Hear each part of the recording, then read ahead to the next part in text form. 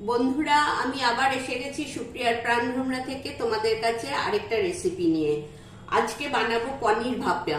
পনির ভাপাতে কি করব দেখো, দেখাচ্ছি তোমাদের। পনির ভাপার জন্য আমি গ্যাসটা ধরিয়ে দিয়েছি, কড়াইতে একটু জল দিয়েছি, জলটা গরম হবে। আর এদিকে আমি কি কি দিচ্ছি দেখো, মেখে নিচ্ছি। পনির ভাপার পনির দিচ্ছি,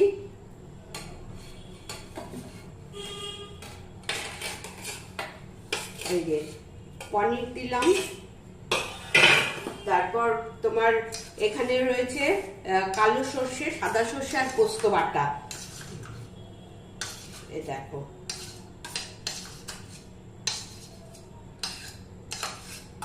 পোস্ত বাটা।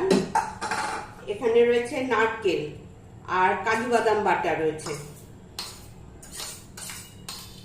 কাজু বাদাম বাটা, নারকেল, পোস্ত, সর্ষে।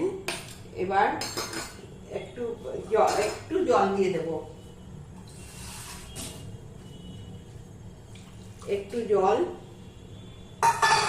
সর্ষের তেল,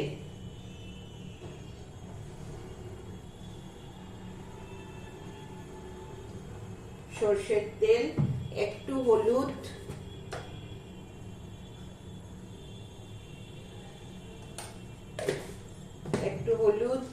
নুন, আর পোস্তর সাথে কাঁচা লঙ্কা দিয়ে দিয়েছি, কাঁচা লঙ্কা বাটা। ব্যাস, এগুলো একসাথে মাখবো। আর জলটা গরম হবে, জলটা গরম হলে এই একটা বসিয়ে দেব, এটা বসিয়ে তারপর বাটিটা দেব। এই দেখো, এটা মেখে নিচ্ছি।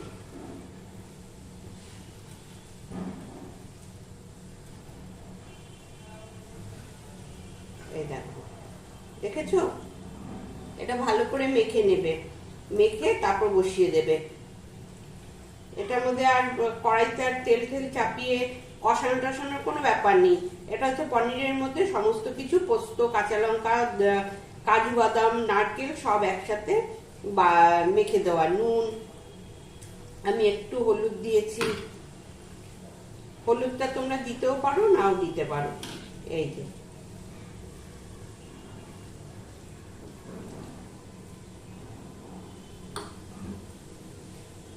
এবার দেখো, এবার বসিয়ে দেবো। জলটা একটু গরম হোক, জলটা ফুটবে, জলটা ফুটছে ধীরে ধীরে, ঠিক আছে? জলটা ধীরে ধীরে ফুটছে, জলটা গরম হোক, আমি এটা বসিয়ে দেব।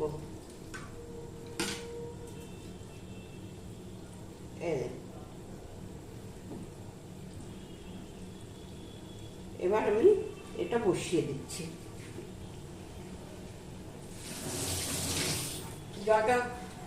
জলটা আর একটু গরম হতে দিচ্ছি। না, ভালোই গরম হয়ে গেছে। এবার বসিয়ে দিচ্ছি, দেখো। এই যে বসিয়ে দিলাম, বসিয়ে দিয়ে একটা ঢাকা দিয়ে দেব। এটা ঢাকা দিয়ে কড়াইটাও ঢাকা দিয়ে দিলাম। আর গ্যাসটা একটু কমিয়ে দিলাম। এবার 10 মিনিট থাকবে, 10 মিনিট পরে গ্যাসটা বন্ধ করব। দেখো এবার, এই দেখো, এবার খুলছি, খুলে দেখাচ্ছি হয়েছে কিনা। আমরা দেখি সবাই মিলে, দাঁড়াও দেখিয়ে দিচ্ছি।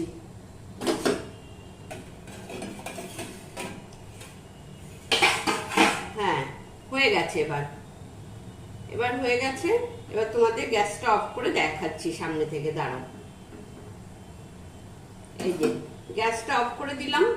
আর ওপর থেকে একটু সর্ষের তেল দিয়ে দেবো। সর্ষে দেওয়া তো, একটু তেলটা দিলে একটু ঝাঁঝটা উঠবে, ভালো লাগবে খেতে। একটু সর্ষের তেল দিয়ে দিলাম। এবার তোমাদের সামনে থেকে দেখিয়ে দিচ্ছি, দাঁড়াও। এই দেখো, তোমাদের এবার সামনে থেকে দেখিয়ে দিচ্ছি। আমার এটা হয়ে গেছে। কড়াই থেকে এখনো নামাইনি।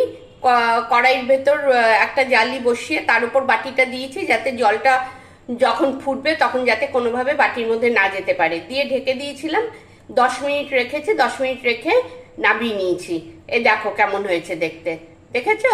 হয়ে গেল আমার ভাপা পনির।